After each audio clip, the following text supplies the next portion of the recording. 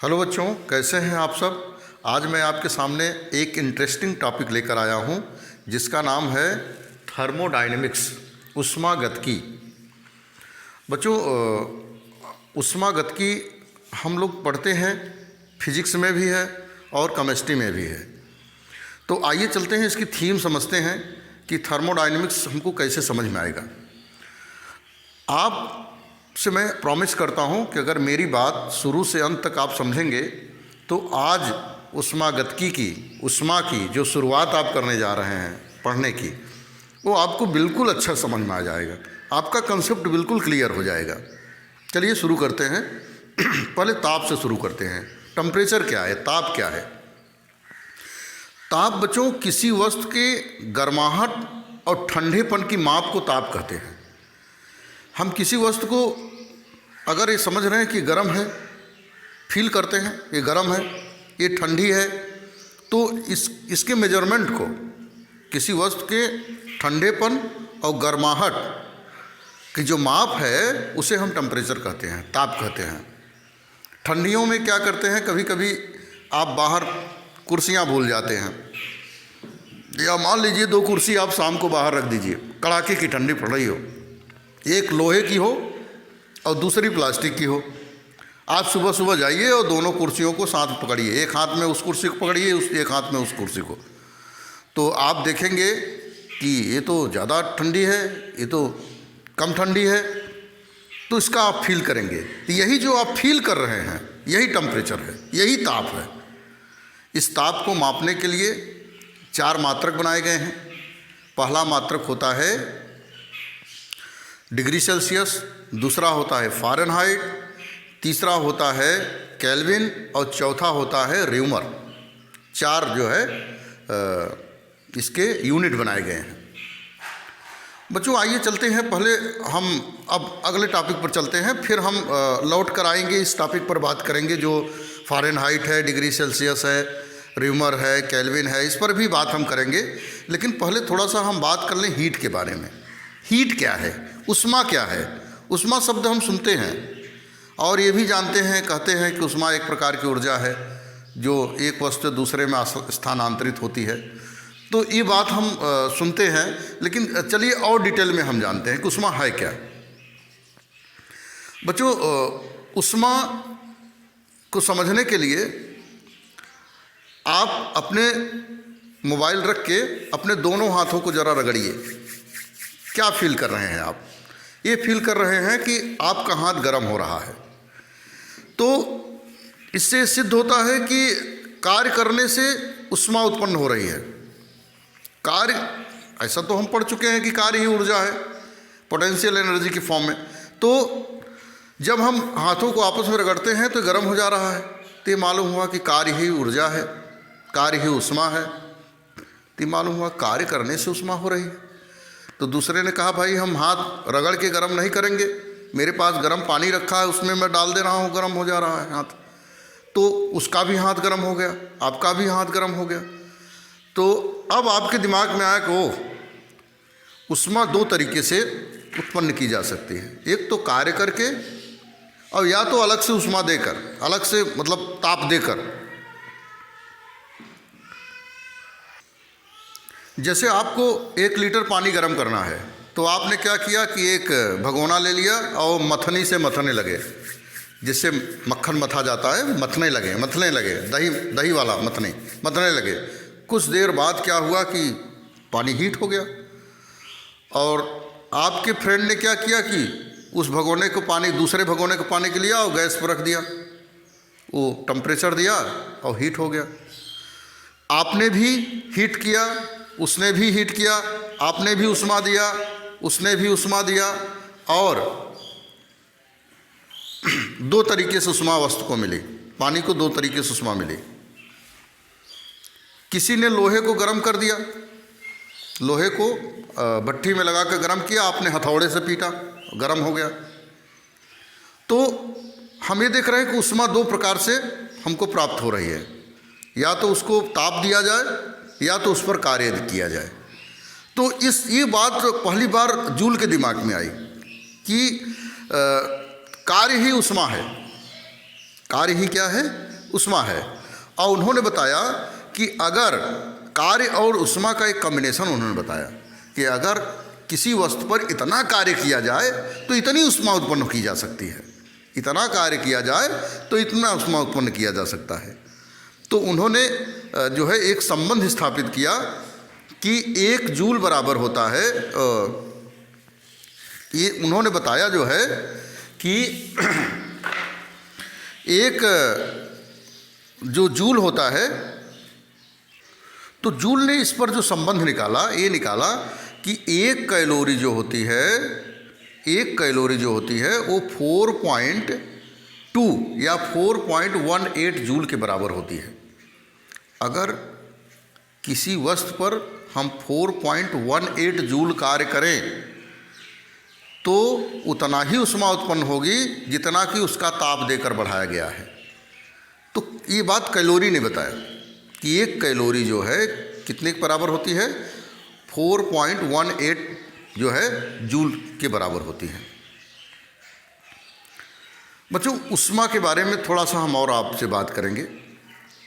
उष्मा के बारे में और हम बात कर रहे हैं। उष्मा है क्या? मान लीजिए कि हम एक भगोने को पानी को गर्म कर रहे हैं, तो भगोने में जो पानी है उस आप कह रहे हैं उष्मा एक एनर्जी है, तो भगोने में जो पानी है तो उसमें भी तो एनर्जी है। और गैस का जो स्टोव है, स्टोव जो उससे लौ निकल रही है, उसमें भी एनर्जी है, उसमें भी उष्मा है। तो एनर्जी भगोने के पानी में भी है और एनर्जी स्टोव में है। तो आप उस एनर्जी को उष्मा नहीं कर सकते हैं, भगोने के पानी में जो है वो उष्मा नहीं कर सकते हैं। उष्मा एक प्रकार का प्रोसेस है।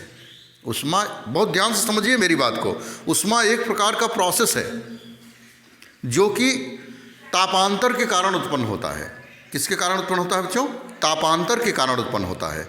जैसे एक मग में मैं पानी लिया, उसको बाल्टी में मैं गिराना चाहता हूँ, तो मग में जब पानी है तो मग में पानी है।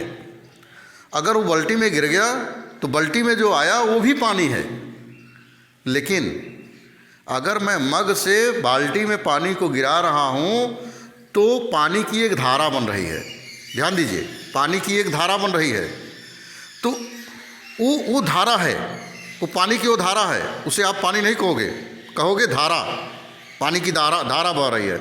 जब तक मग में था तो धारा नहीं था, जब बाल्टी में चला गया तो धारा नहीं था, लेकिन जब मग से पानी बाल्टी में गिर रहा है, ऊपर से नीचे गिर रहा है, तो वो धारा है। उसी प्रकार से उष्मा, अगर भगोने में पानी रखा है तो उष्मा नहीं है। अगर स्टोव जो जिससे हम गैस से उसको गर्म करने जा रहे हैं वो गैस उष्मा नहीं है, बल्कि अधिक टेम्परेचर से कम टेम्परेचर की ओर जो धारा बह रही है, जो धारा बह रही है वो उष्मा है। तो उष्मा एक प्रोसेस है। उष्मा एक प्रोसेस है जो तापांतर के कारण उत्पन्न होता है, जो तापांतर के कारण उत्पन्न होता है। यहाँ मैंने डिफिनेशन भी लिखा है उष्मा की कि उष्मा एक प्रकार की ऊर्जा है जो दो वस्तुओं के बीच उनके तापांतर के कारण स्थानांतरित होता है। ध्यान रखिए, हमने बताया कि मग में पानी है तो उष्मा नहीं, धारा नहीं है। बाल्टी में पानी चला गया तो पानी है, धारा नहीं है। लेकिन मग से जब पानी बाल्टी की ओर गिर रहा है, एक लयबद्ध तरीके से गिर रहा है, तो वो धारा है। उसी प्रकार से उष्मा, जब तक एक वस्तु में ताप है तो ताप है, दूसरे वस्तु में ताप है तो ताप है। लेकिन अधिक ताप वाली वस्तु से जब कम ताप वाली वस्तु को जब हम मिलाते हैं तो तापांतर उत्पन्न हो जाता है। अधिक ताप से वस्तु कम ताप की ओर जाती है, जिसे हम कैलोरीमेट्री का सिद्धांत करते हैं, कैलोरीमेट्री कहते हैं, आगे पढ़ेंगे हम। तो जब उष्मा ट्रांसफ़र होने लगती है, ट्रांजिस्ट होने लगती है, तो वो उष्मा है। तापांतर के कारण जो एनर्जी एक जगह से दूसरे जगह जा रही है वो उष्मा है। जब तक जा रही है तब तक उष्मा है। मेरी बात को ध्यान समझें, जब तक जा रही है तब तक उष्मा है, चली गई तो उष्मा नहीं है, नहीं जा रही तो उष्मा नहीं है। जब तक जा रही है तो उष्मा है। हीट है। बच्चों, इसे क्यू से व्यक्त करते हैं, हीट को हम क्यू से व्यक्त करते हैं। इसका मात्रक कैलोरी या बड़ा मात्रक किलो कैलोरी होता है। यदि किसी वस्तु पर W कार्य करने से उत्पन्न उष्मा Q हो, मान लीजिए कि एक लोहे को मैं पीट कर हथौड़ा से उसको गर्म करना चाहता हूँ, एनर्जी देना चाहता हूँ, हीट देना चाहता हूँ, ठीक है।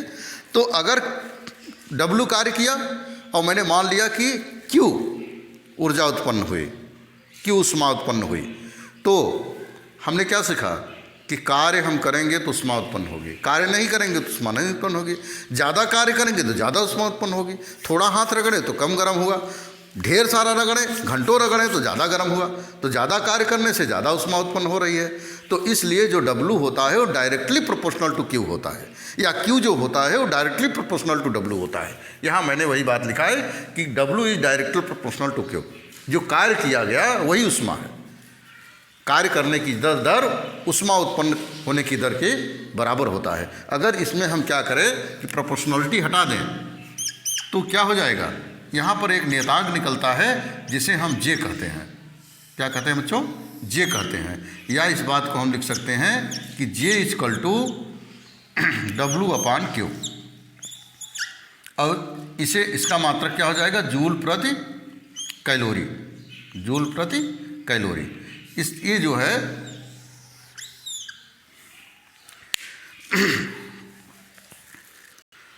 J एक नियतांक है जिसे हम उष्मा का यांत्रिक तुल्यांक कहते हैं। क्या कहते हैं बच्चों? उष्मा का यांत्रिक तुल्यांक कहते हैं। और इसका मान 4.18 जूल पर कैलोरी होती है, जूल पर कैलोरी होती है।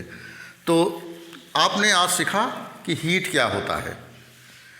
तापांतर के कारण जो ऊर्जा उत्पन्न होती है उसे हम हीट कहते हैं।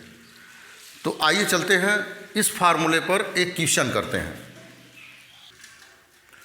बच्चों, क्वेश्चन ये है कि एक समोसा 4 कैलोरी उष्मा देता है। एक समोसा कितना उष्मा देता है बच्चों? 4 कैलोरी। कह रहे हैं ऐसा एक व्यक्ति 2 समोसे खाकर कितना कार्य कर सकता है, जबकि व्यक्ति की दक्षता 80% है। मतलब कार्य करने की जो क्षमता है 80% है। तो आप सोचेंगे 20% क्या हुआ? तो 20% भाई उसका हार्ट है, किडनी है, आँख है, वो भी तो उष्मा लेगी कि सब कार्य में ही ख़त्म कर देगा। तो एक समोसे में देखिए, चूँकि एक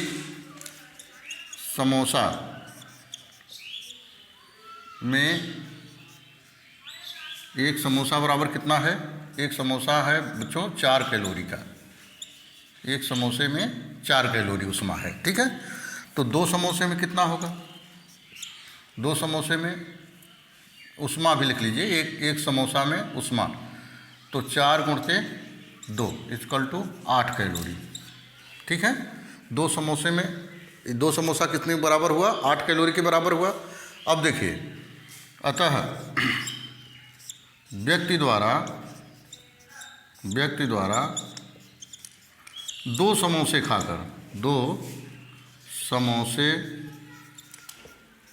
खाकर कृत कार्य वर्क डन। 2 समोसे खाकर कितना कार्य कर सकता है? तो चूंकि ये कैलोरी में है और हमसे पूछ रहा है कार्य, तो उसको हम जूल में कन्वर्ट कर लें। तो 8 गुणते क्या हो जाएगा? 4.2 लिखिए या 4.18 लिखिए, दोनों बातें कही हुआ। कैलोरी को मैंने क्या किया इसमें जूल में कन्वर्ट करने के लिए। और यहाँ लिखिए जूल, JOULE, जूल में कन्वर्ट हो गया। इनटू 80% उसके कार्य करने की क्षमता है, तो उसका परसेंटेज निकाल लीजिए। तो यहाँ लिखिए 8 दूनी 16 का 6, कैरी ऑन 1, 8 चौक 32, 1 33 और 1 अंक के बाद दशमलव, इनटू 80% माने 80/100। ये देखिए 1 0 इससे कैंसिल हो गया। और इसका गुणा करिए, 8 छंग 48, कहीं 8 हासिल लगा 4, 8 त्रिक 24, 24 और 4 28, कहीं 8 हासिल लगा 2, 8 त्रिक 24, 25 26, इतना आ गया। इसको इरेज कर दें। और देखिए 1 अंक के बाद दशमलव, 1 अंक के बाद दशमलव लगा दिया, बाई 10। अब 1 0 के बाद 1 अंक के बाद दशमलव और लग जाए, क्योंकि यहाँ 10 है, तो इसको लिख सकते हैं 8 8 और 2 अंक के बाद 1 अंक तो था ही, 1 अंक और, तो 26.88 जूल जो है वह कार्य करेगा व्यक्ति। वो कितना कार्य करेगा?